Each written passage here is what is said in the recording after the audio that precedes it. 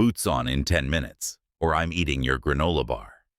That's what Marcus Cole said to his 8-year-old son that Saturday morning in late November. Not because he was angry, not because he was impatient, but because he'd learned that threats, even silly ones about granola bars, worked better than pleading. Jalen would sit up straight. Jalen would move. Jalen would engage with the world in a way he hadn't since his mother died. Marcus had woken at 5:30 that morning. He'd done what he always did on Saturday mornings now. He'd made coffee, too strong. Burned on the edges where he'd set the timer wrong the night before, just like Denise used to complain about. He didn't try to fix it anymore.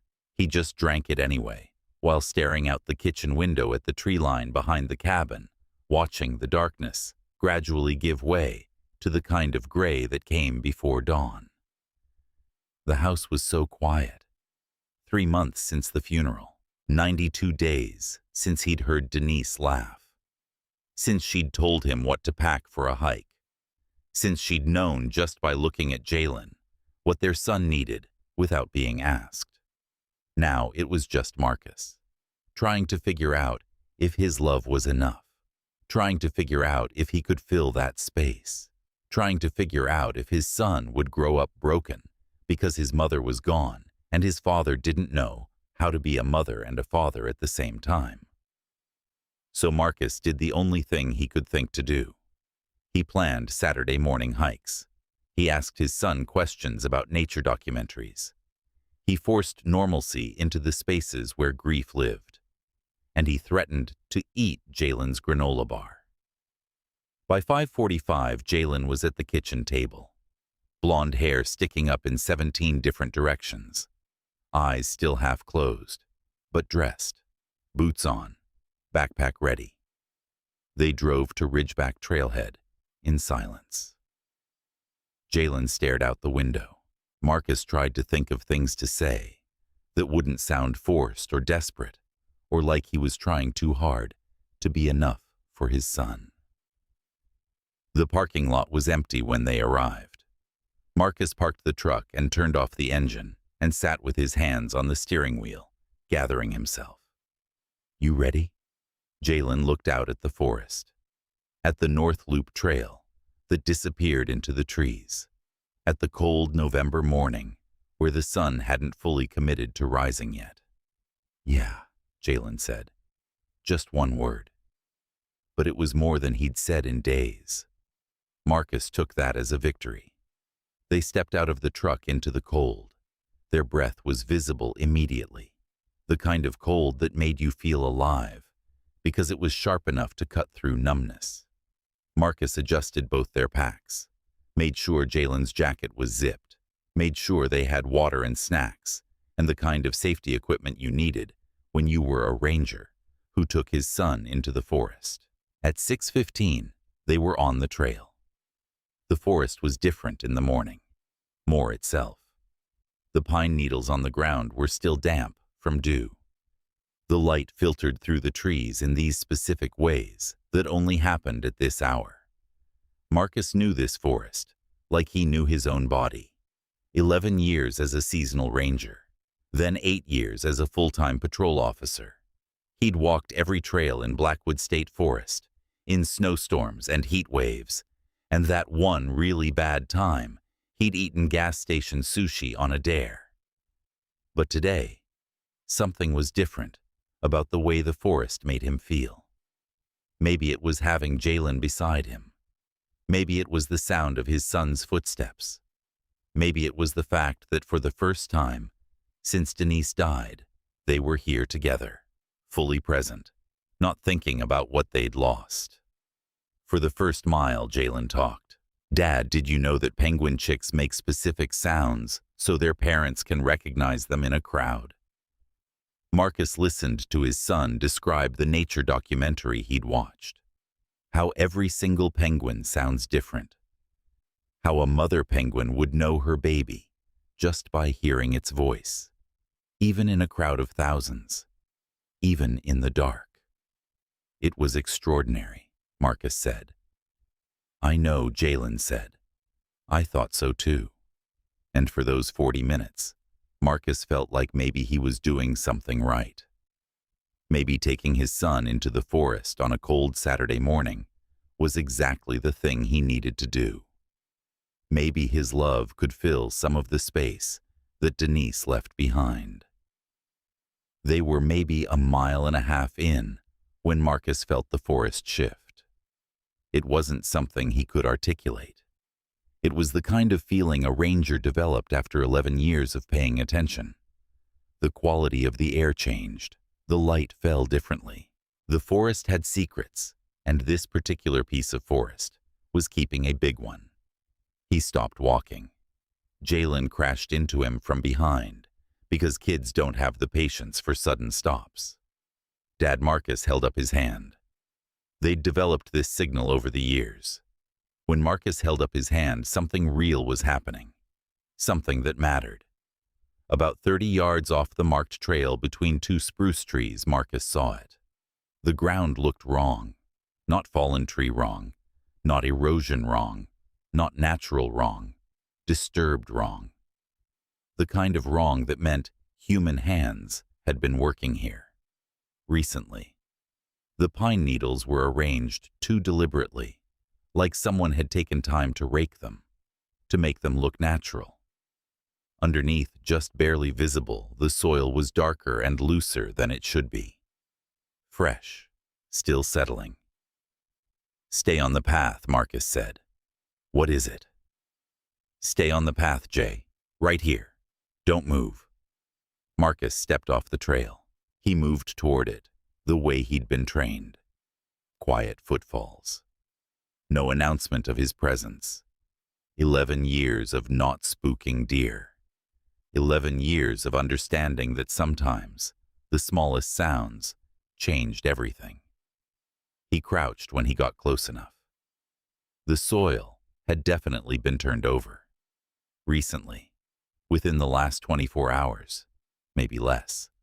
It hadn't had time to settle or crust over from the cold. There were no animal markings. Deer didn't dig like this. Foxes didn't. Raccoons didn't. This was human. He put his hand flat on the ground and felt it. Movement underneath. His heart went electric. Military instinct. Muscle memory. Everything he'd learned in Afghanistan took over before conscious thought could catch up. He jerked back, hand pulling away, blood slamming through his veins. Then he heard it. A sound so faint he almost convinced himself it wasn't real. A voice, muffled, underneath the earth. "Help me. Please, help me." And then everything changed. Marcus wasn't ready for that. But he had no choice. He started to dig. "Jalen, get over here right now."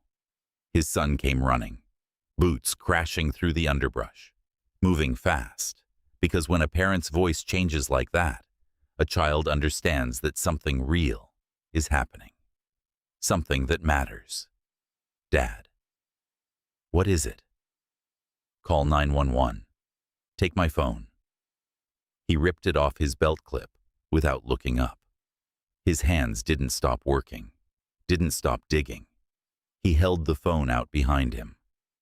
"Tell them we're on the North Loop Blackwood State Forest, about a mile and a half from the Ridgeback Trailhead. You tell them a person is buried, and we need EMS, and we need them now. Can you do that?" Jalen's voice went flat and steady.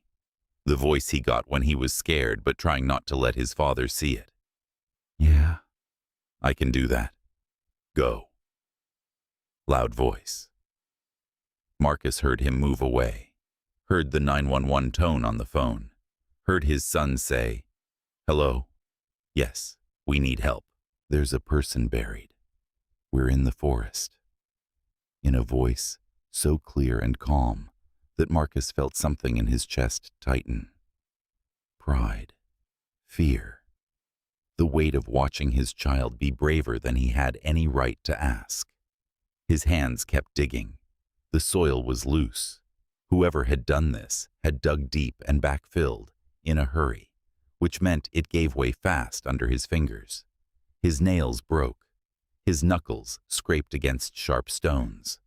He didn't notice any of it. 6 inches down, his hands hit something hard. Plywood. He found the edge. He pulled. It came up with a sucking sound, like the earth was reluctant to give back what it had taken. The smell hit him first. Damp earth, sweat, copper, blood. He pulled his Ranger pen light from his shirt pocket. He clicked it on. He shone it down into the hole. A woman. She was lying on her back, dark hair plastered to her face, zip-tied hands resting on her chest, a strip of duct tape over her mouth, partially peeled back on one side. That must have been how she'd gotten the words out. The desperate plea. Help me. Please, help me. She was thin, mid-40s maybe, a gash on her forehead with dried blood tracking down into her eyebrow. One eye swollen almost shut. The other eye was open. When the light hit her, she flinched like she'd been expecting the darkness to last forever. "You're okay," Marcus said immediately. His voice shifted into the register it had used in field hospitals in Kandahar. Low, steady, no drama, no panic, just authority and calm. "I've got you. I'm a ranger. I'm going to get you out. Don't move fast. Okay." Nice and slow. He reached down. She grabbed his wrist with both zip-tied hands. Her grip was iron, for someone who looked half dead. She pulled herself up toward him. The desperation in that grip told Marcus everything. She had been in that hole believing she was going to die there. Getting her out took longer than Marcus expected. She couldn't use her legs. Both were completely cramped from however long she'd been buried. By the bruising and the dehydration, Marcus estimated more than 12 hours. Possibly 24. The muscles would be in complete cramp. Nerve damage possible. Marcus did the lifting, both arms under her armpits, supporting her full weight. He pulled her up inch by inch, slow and steady, the way you move something fragile and terrified. She made a sound when her legs straightened, a sound that was half pain and half relief. Marcus didn't stop, didn't ask about the sound, just kept moving, because stopping would mean letting her believe she wasn't going to make it out. Her head cleared the hole, her shoulders, her hips. He pulled one more time, and she came free, and he laid her gently on the ground beside the hole. Both of them gasped for breath. She couldn't breathe right. Her breathing was shallow, irregular. The breathing of someone in sympathetic overload. Marcus ran through the protocol. Airway clear. Breathing shallow but present. Pupils reactive when he used the pen light. He peeled the duct tape off her face, slowly, so slowly. And when it cleared her mouth, she let out a breath that sounded like she'd been holding it for a year. "What's your name?" Her lips moved. He leaned in. "Victoria," she whispered. "Victoria, I'm Marcus. I'm a ranger. EMS is coming. You're out. You're safe." She grabbed his sleeve. Her hands were still zip-tied, but her grip was desperate. The grip of someone whose understanding of safety had been shattered. "Don't," she said. Her voice was hoarse from screaming, from the tape, from hours in the ground. "Don't what?" "Don't call the police." Marcus sat back on his heels. He looked at her. Her one working eye was focused, sharp. Not the wandering gaze of someone delirious. She knew exactly where she was and what she was saying and how much it cost to say it. "If you call the police," she said, "they will kill my son." And in that moment, the cold November light, the forest around them, his son 50 feet away on the phone with 911.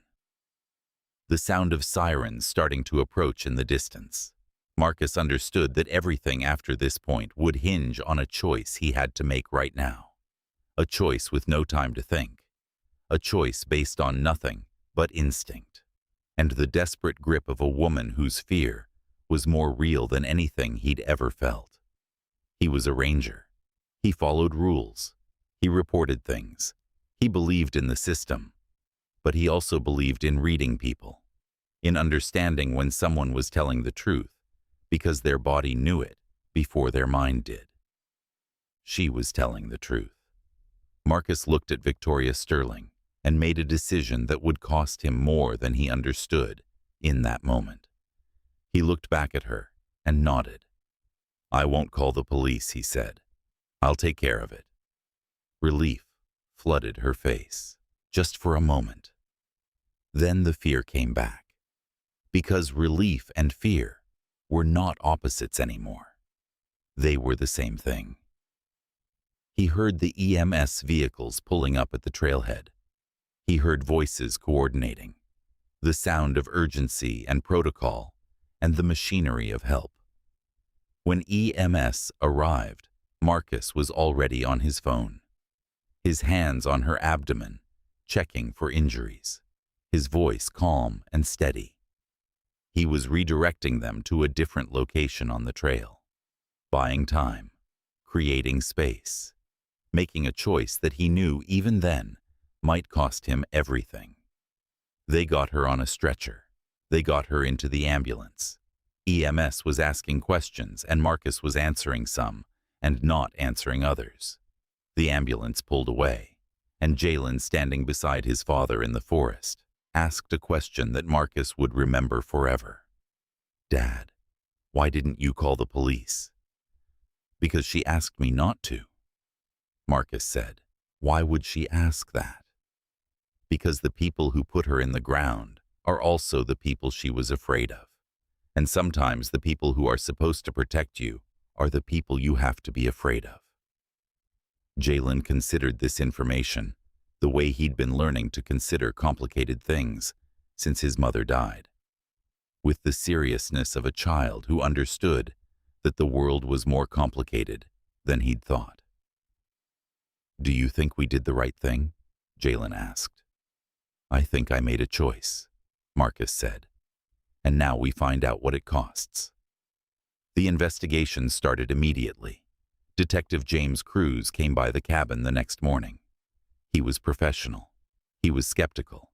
He was carrying the weight of a man who'd seen a lot of lies packaged in desperation. Marcus knew the moment he saw the detective's expression that his choice had already created consequences. Cruz didn't say Marcus had done something wrong, but his questions implied it with every word. "You delayed the police call," Cruz said. He was sitting across from Marcus at the kitchen table, the same table where Jalen had eaten cereal that morning. Not eating, just pushing the spoon around. "I gave a woman in distress time to get to safety," Marcus said. "Those might be different things," Cruz said. They weren't. But Marcus couldn't explain that to a detective. Couldn't explain that he'd read her fear and recognized it as the kind of fear that comes from knowing something true about the world. That the official channels were compromised. That the system that was supposed to protect her would instead destroy her. Cruz left him with the understanding that an ethics board would review his decision.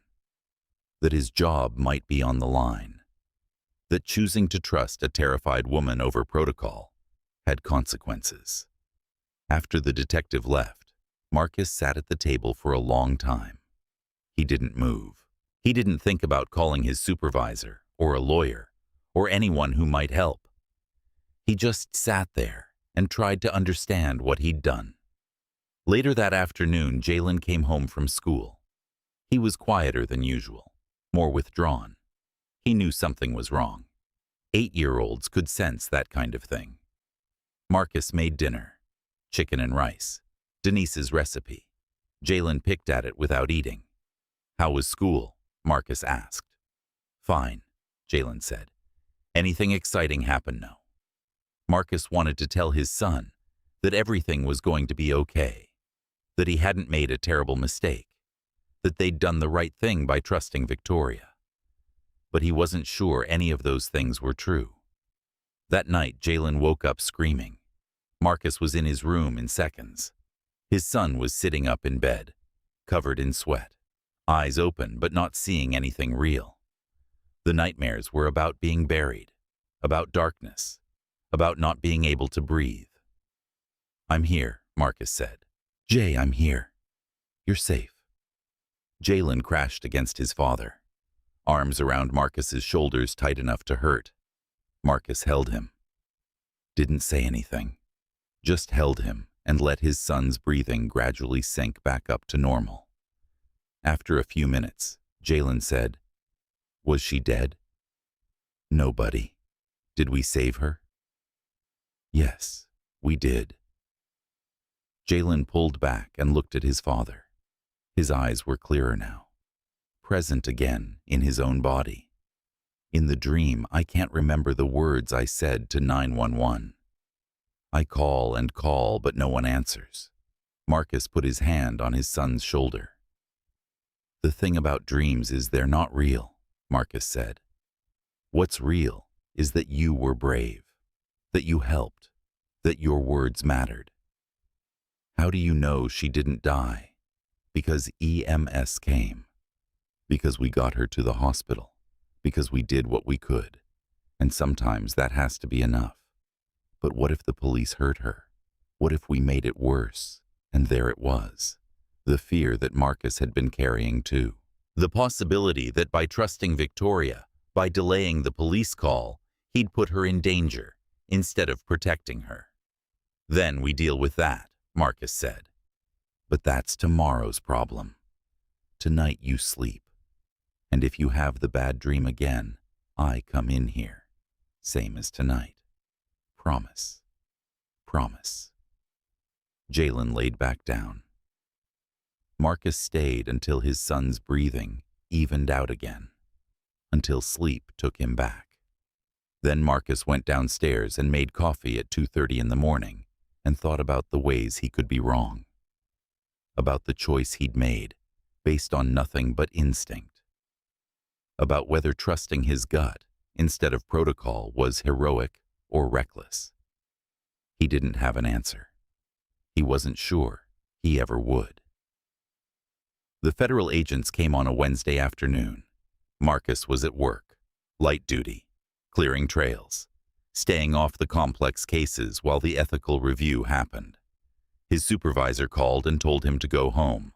Now, when Marcus pulled into the drive, there were 2 unmarked cars parked there. Professional people with the kind of composure that comes from carrying authority and weapons.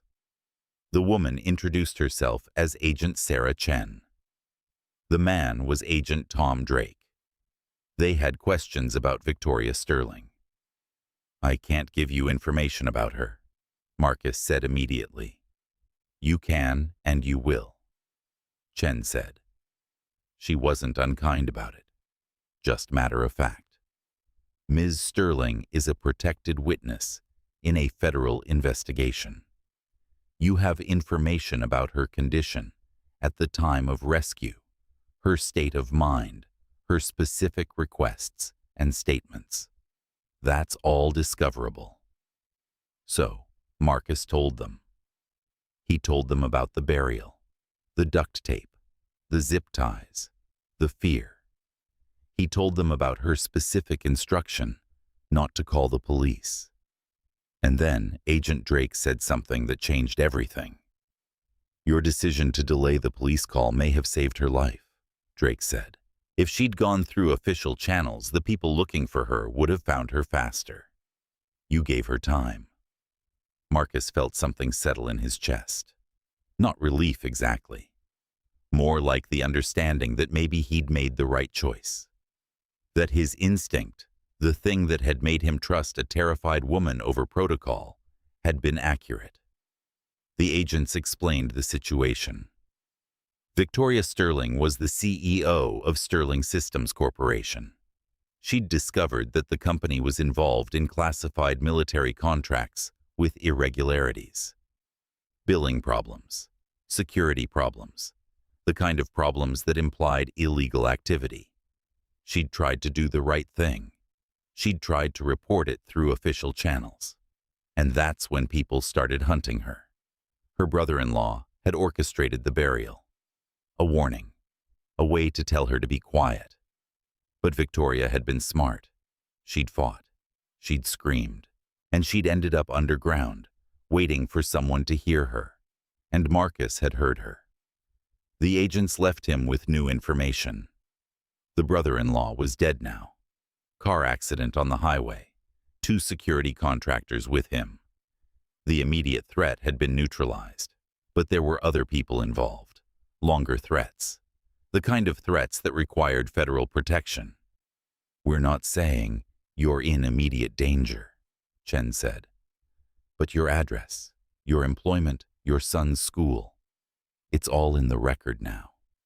Be aware." After they left, Marcus sat at his kitchen table and did the math. Victoria had asked him to protect her. He'd chosen to trust her fear. And now the federal government was implying that danger had his address.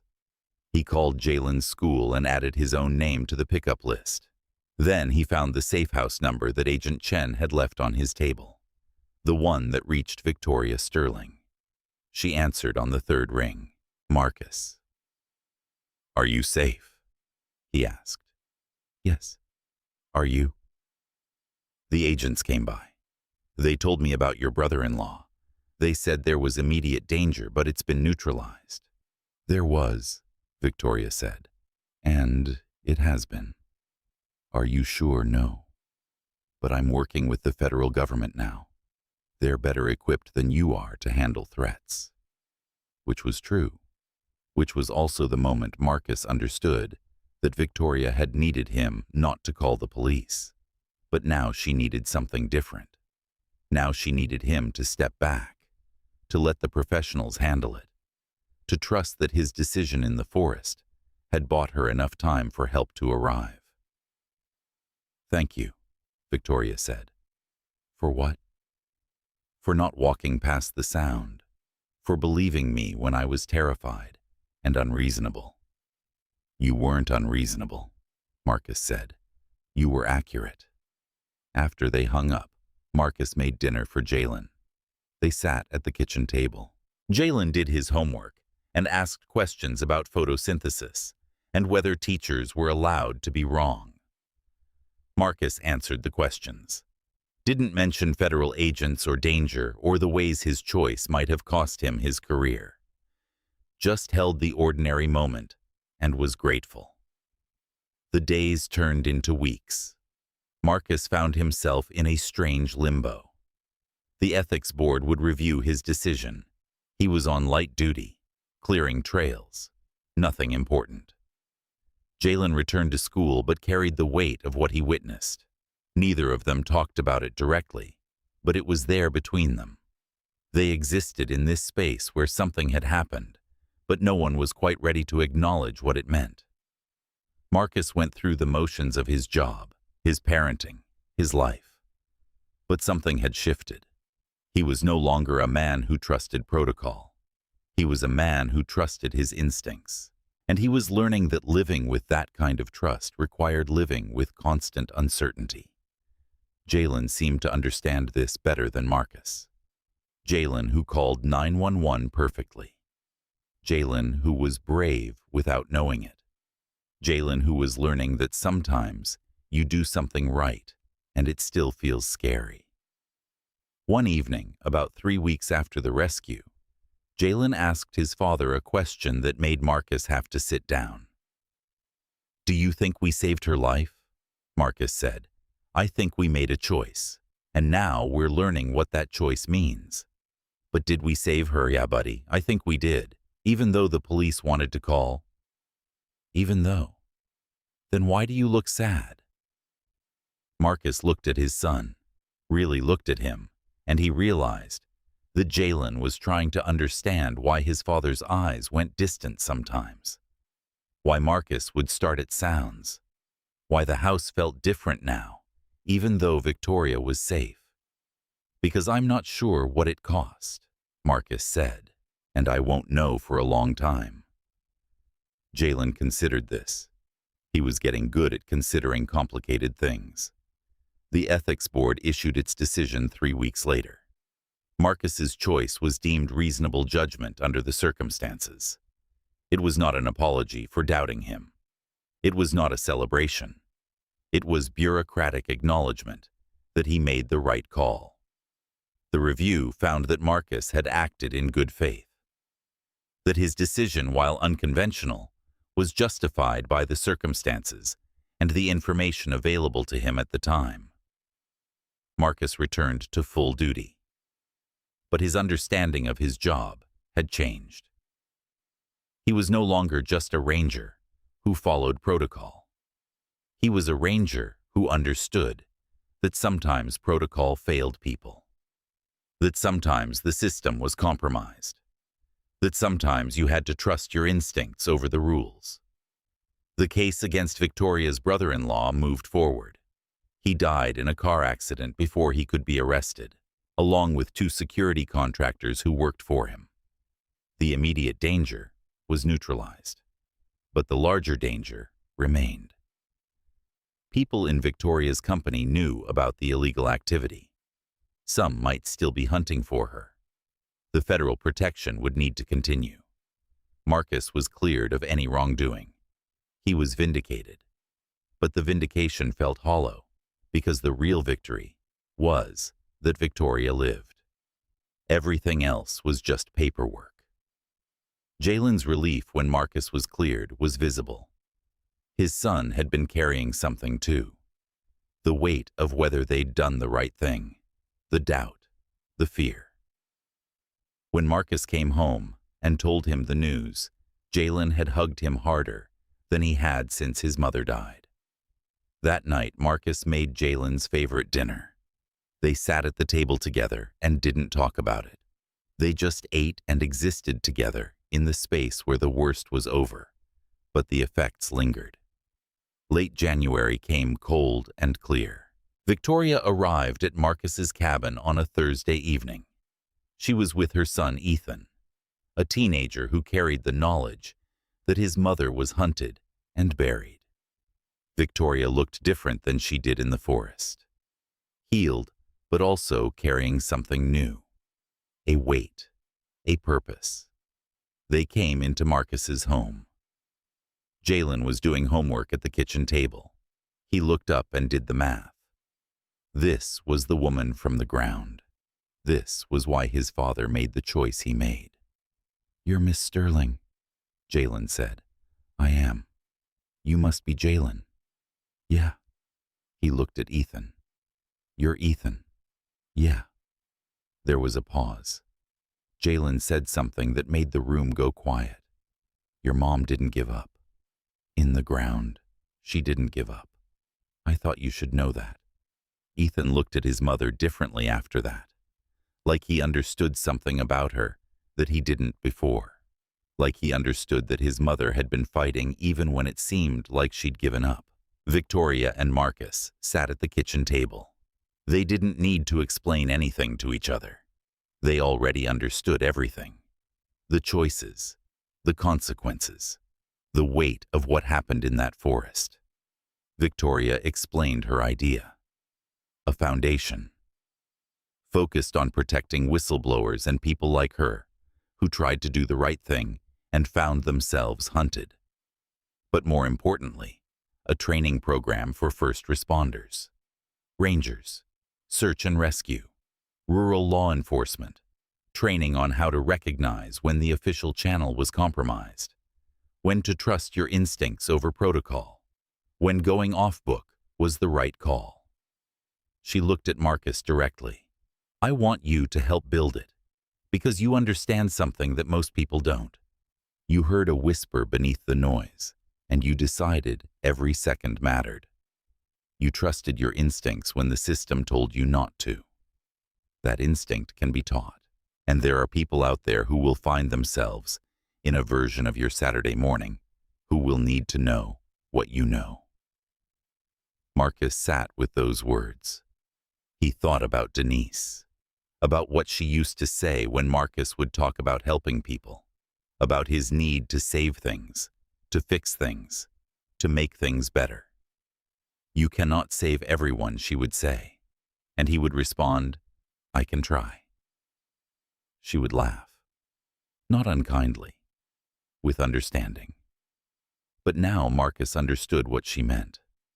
Not that he should stop trying, but that saving one person, really saving them, meant being willing to make impossible choices, meant trusting your instincts over protocol, meant believing someone terrified when the system told you not to. That Saturday morning in the forest, Marcus made a choice. He chose to trust Victoria. He chose to believe her. He chose to go off book because protocol felt wrong, and she lived. But more than that, she was now going to build something that helps others make the same choice. That helps other first responders recognize when their instincts are more trustworthy than the system. That validates the internal voice that says, "Something is wrong. Someone needs help. I can do something about it." Marcus stood up.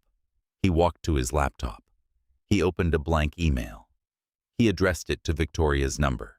He wrote, "Tell me what you have in mind." Not because he owed her. Not because saving her meant he had to spend his life repaying a debt. But because for the first time since Denise died, something had cracked open in the frozen place he'd been carrying. He felt purpose again. He felt like his choice mattered. He felt like maybe he was exactly the kind of father Jalen needed. Not a perfect one, but one who trusted his instincts, one who made difficult choices, one who believed in something even when the system didn't. Jalen appeared in the doorway. He'd been listening. He asked, "Are you going to do it?" Marcus said, "Are you okay with that?" Jalen said, "You saved her, and the lady is going to help you teach other people how to save people." That seems right. Marcus hit send. Victoria's response came within the hour. She'd been waiting for this. She wrote back immediately explaining the skeleton of the foundation. The focus, the timeline, the specific areas where Marcus's expertise was needed. But more importantly, she wrote, "There was no one like you in the corporate world. No one who would hear a whisper beneath the noise and decide that every second mattered. Every system fails people sometimes. But people with your instincts, people who trust themselves enough to go off book for the right reasons, those people save lives. I want to help create more people like you." Marcus read it twice. His hands were shaking. He didn't realize he was crying until he felt the tears on his cheeks. Then he called her. Victoria answered immediately. "Are you saying yes?" Marcus said, "I'm saying yes." And something in his voice told Victoria that this wasn't just about a foundation. This was about a man finding his way back from grief, finding purpose, understanding that the choice he made wasn't just about saving Victoria. It was about saving himself. It was about understanding that love, real love, didn't come from being perfect. It came from showing up, from making hard choices, from trusting yourself enough to go against the grain when it mattered. Jalen was listening. He understood what his father had just done. He was 8 years old, and he understood that his father had just changed the course of their lives. Marcus looked at his son and then back at the computer screen where Victoria's words were waiting. He felt Denise there, in that moment, not as an absence anymore, but as a presence, as the voice that had always told him to keep trying, as the woman who had believed in him even when he didn't believe in himself. "I can try," he said, to the empty room. And this time, it worked. 3 months later, Marcus and Victoria stood together looking at the design of the first training program. Jalen and Ethan had become unlikely friends, texting about video games and school, trading observations about their mothers, one about what his had taught him, one about what hers had done to save her own life. The foundation was officially launched. But the real transformation wasn't in the logistics. It wasn't in the board meetings, or the funding, or the detailed curriculum they'd designed. It was in the morning Marcus woke up and realized he hadn't thought about Denise's absence. He'd thought about Denise's wisdom, her understanding, her belief that he should keep trying. It was in the moment Jalen told his father that he wanted to be a first responder someday, that he wanted to help people the way his father does. It was in Marcus sitting on the porch of his cabin, looking out at the forest and feeling like maybe grief and purpose are not opposites. Maybe they can be the same thing. The ground that buried Victoria didn't keep her. The darkness that tried to silence her didn't work. And the choice Marcus made in that moment to trust his instincts over protocol, to believe a terrified woman, to go off book for the right reasons. The choice rippled forward into something bigger than he could have imagined.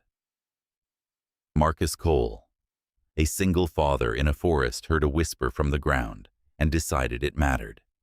He decided every second mattered. And in that decision, he found his way back from grief. He found his purpose. He found out who he was when stripped of protocol and forced to trust only himself. Some mornings start wrong and end right. Some trails that look like mistakes turn out to be exactly where you were supposed to be. Some choices made in desperation turn out to be the most important choices you ever make. Marcus didn't save everyone, but he saved one person completely. And he was teaching others how to do the same. That was exactly enough.